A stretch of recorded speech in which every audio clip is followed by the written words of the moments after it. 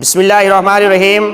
معزز سامعین کرام، اس وقت میں بہت ساری ادویات ایسی ہیں، بہت ساری دوائیں ایسی ہیں کہ جن میں الکوہل کا استعمال کیا جاتا ہے، الکوہل کی آمیزش ہوتی ہے۔ تو اب ایسی صورت میں انگریزی دواؤں کو دیکھیں آپ، اسی طرح سے بہت ساری ہومیوپیتھک کی دوائیں ہیں تو اس میں الکوہل کا استعمال کیا جاتا ہے۔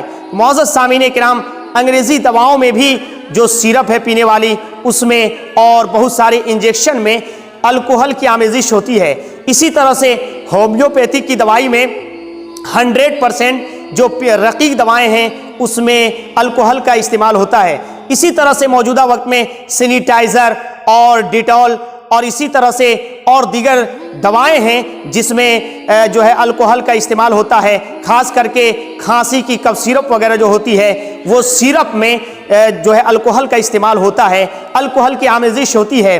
اور اسی طرح پرفیوم وغیرہ ہے، ڈیٹول ہے، ڈیٹول ہم یوز کرتے ہیں، کپڑوں میں لگاتے ہیں، اسی طرح سے کہیں کٹ جائے تو وہاں پہ ڈیٹول کا یوز کیا جاتا ہے۔ تو معزز سامعین کرام، سوال یہ پیدا ہوتا ہے کہ جن چیزوں میں، جن دواؤں میں الکوہل کا استعمال ہے تو کیا ان دواؤں کا استعمال کرنا چاہیے، استعمال کرنا جائز ہے یا جائز نہیں ہے؟ تو معزز سامعین کرام، میں آپ کو بتا دوں، الجامعۃ الاشرفیہ میں ایک سیمینار ہوا تھا اور وہ سیمینار میں جو مقالات پیش کیے گئے، ان مقالوں کو ترتیب دیا گیا اور اس صورت میں بڑے بڑے مفتیان کرام کی موجودگی میں یہ مسئلہ حل کیا گیا۔ اور محقق عصر سراج الفقہاء حضرت علامہ مولانا مفتی نظام الدین مصباحی دامت ظلہ العالی والنورانی نے ایک کتاب بھی ترتیب دی ہے کہ فقہ حنفی میں حالات زمانہ کی رعایت، اس میں یہ بتایا کہ الکوہل آمیزش والی یعنی جن دواؤں میں الکوہل کی ملاوٹ ہے اس کا استعمال کرنا جائز ہے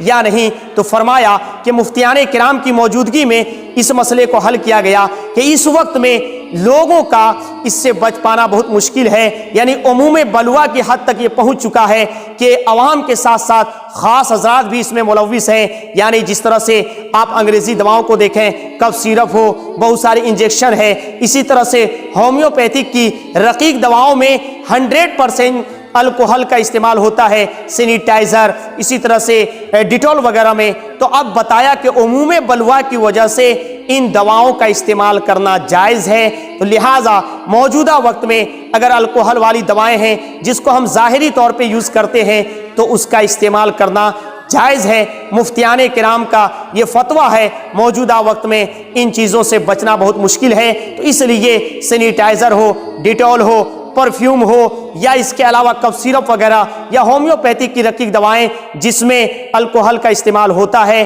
تو اس کا استعمال کرنا دوائی کے طور پہ یہ جائز ہے اور اسے استعمال کر سکتے ہیں۔ اسے جانیں اور دوسروں کو بھی بتائیں۔ اللہ رب العزت ہم سبوں کو شریعت مطہرہ پر عمل کرنے کی توفیق و رفیق عطا فرمائے۔